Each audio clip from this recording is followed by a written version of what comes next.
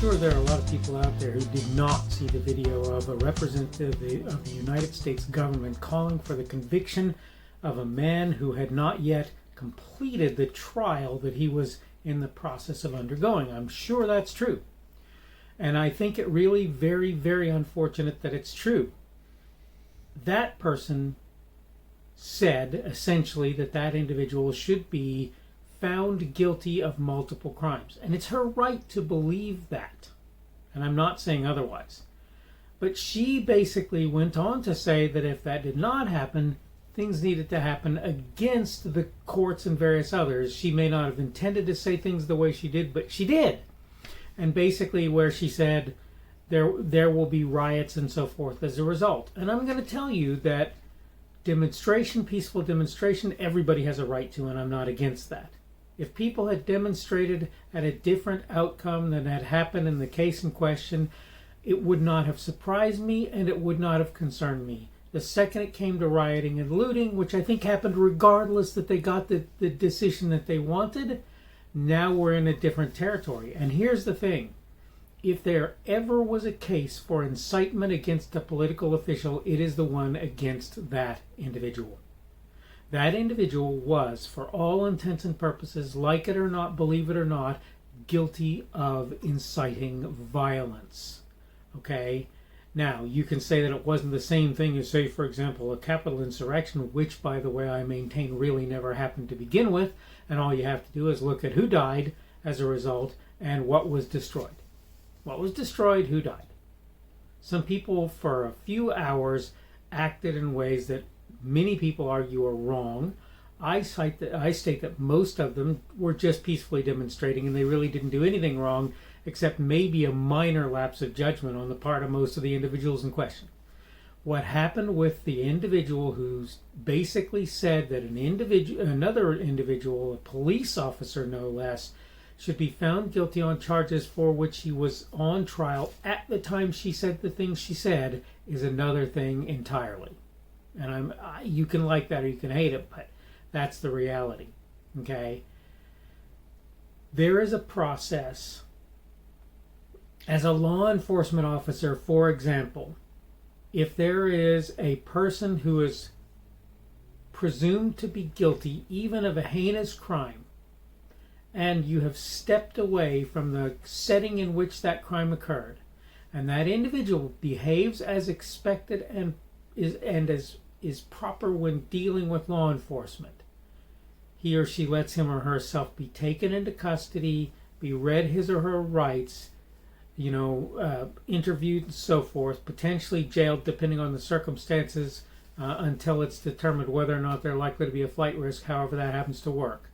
If that person does that, that is a piece of due process. A police officer who, knowing that a man, say for example, is guilty of sexually molesting a young woman and maybe even killing her, right, who pulls out his service weapon and blows her away when he's responding peacefully, that man can be said to have reason, but that doesn't mean he should escape justice as a result. Right? This is part of due process. Since we really don't know what happened in the situation, and I'm not saying this is an actual situation, but where for example, a man is accused of sexually molesting and potentially killing a young lady, and you can find 1,000 of these. Maybe 100,000 of them these days, right? But since we really don't know what happened, that officer can't just dispatch frontier justice without consequences, right? I tend to watch sometimes MMA, and sometimes I watch boxing. And every once in a while you'll see something happening where you come to the conclusion that something untoward has occurred, or where you're shaking your head and going, what on earth happened there? And here's the thing. You saw things typically from one, maybe a couple of camera angles, but you only saw things typically from one camera angle at a time. So you're looking at something and you watch these two people duking it out, however it is, and one of them just suddenly hits the canvas in a hard kind of way. And you've been watching the fight, you've been paying attention, and frankly, you thought the other person was going to win, right? Yet the person who hit the canvas that you thought was going to win falls to canvas, and they're done for the fight. Okay? What happened there? From the angle that you're at, you can't tell. Okay? You can't tell.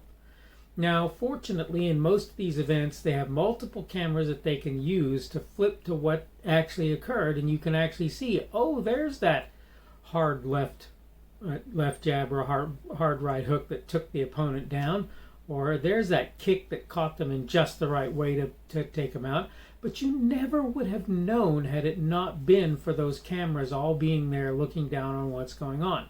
Now, I'm not suggesting a world full of cameras, and in fact, I'm not even suggesting you could make a world full of cameras, because there are literally instances where things happen where the space is so confined that there would be no way to do that, which is one of the reasons that's not, in my mind, a way to go. Also, of course, there's that whole pesky privacy thing, right?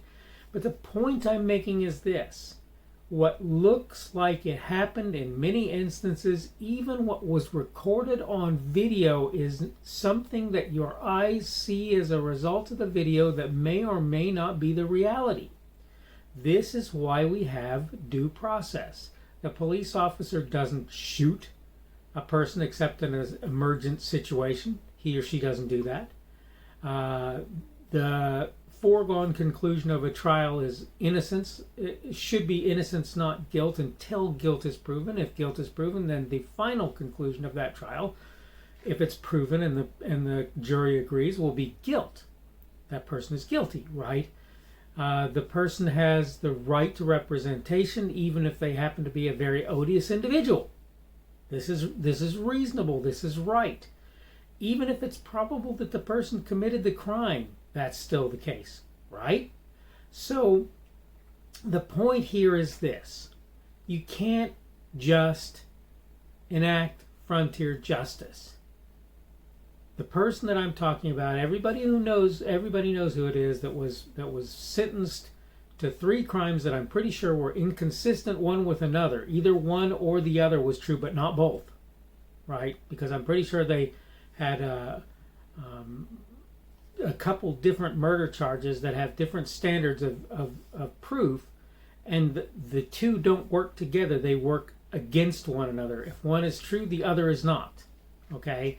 So these people found this person guilty on all 3 counts. And I have news for you. I think it was 3. I'm pretty sure that the beyond a reasonable doubt standard could not have been met. Just because you have a video that shows something that looks like a particular thing to you doesn't mean anything. The coroner in that particular instance indicated that the individual in question was filled with enough of a particular illicit substance to make it so that he should have died 3 times over just from that substance. Yes, it's probably true that the guy should have gotten help, but nobody knew what he did for certain, so that's not something that necessarily will occur. Was the person in question on the individual's back or on their neck? Well, lots of people thought it was the neck, but it turns out it was actually probably the back. Did the person die from any trauma as a result of the officer being on their neck? Well, no, it doesn't look like it. Should the officer probably have been on the individual's back or neck, either one, for the extended period of time? No, probably not. That's granted.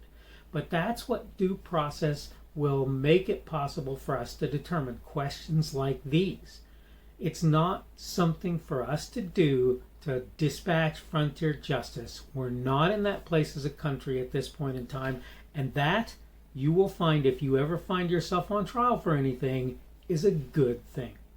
All right, I need to wrap this up, so I'm going to go ahead and do that. Today is Monday, the 3rd of May of 2021. This is the Daily Summation from Kurt's Religion and Politics. I'm your host. I am Kurt.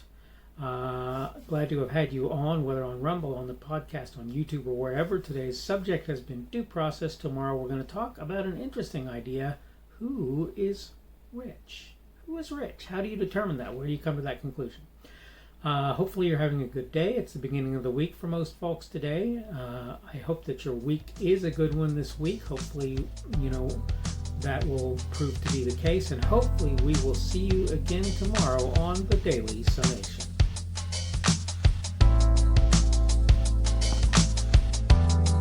The speaker on this edition of the Daily Summation is Kurt Schubert. This video is recorded on Monday, May the 3rd of 2021. The Daily Summation is created for Kurt's Religion and Politics.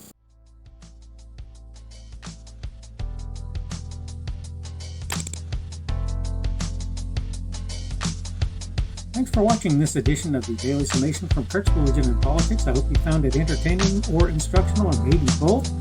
If you want to see more from me, you can go to blogs.kpschubert.com. That's blogs.kpschubert.com. I am on Twitter, Parler, and Minds.com. My handle on each of those is @kpschubert. That's @kpschubert. I have a Rumble and a YouTube channel. They are the Kurt's Religion and Politics channels on Rumble and YouTube. I have a Facebook page. The Facebook page is Kurt's Religion and Politics as well. I am on Patreon. If you want to support me, that's one of the better places you can do that. And you will find me at Kurt's Religion and Politics on Patreon. I have a podcast. The podcast is podcasts with an S, .kpschubert.com. That's podcasts.kpschubert.com. I think you should be able to find me with relative ease on Apple Podcasts, Google Podcasts, and Spotify as well. The best way I find to do that is to look for Kurt's Religion and Politics. You can try to use the Daily Summation. I find that it doesn't work as well as a general rule, but you can always try that.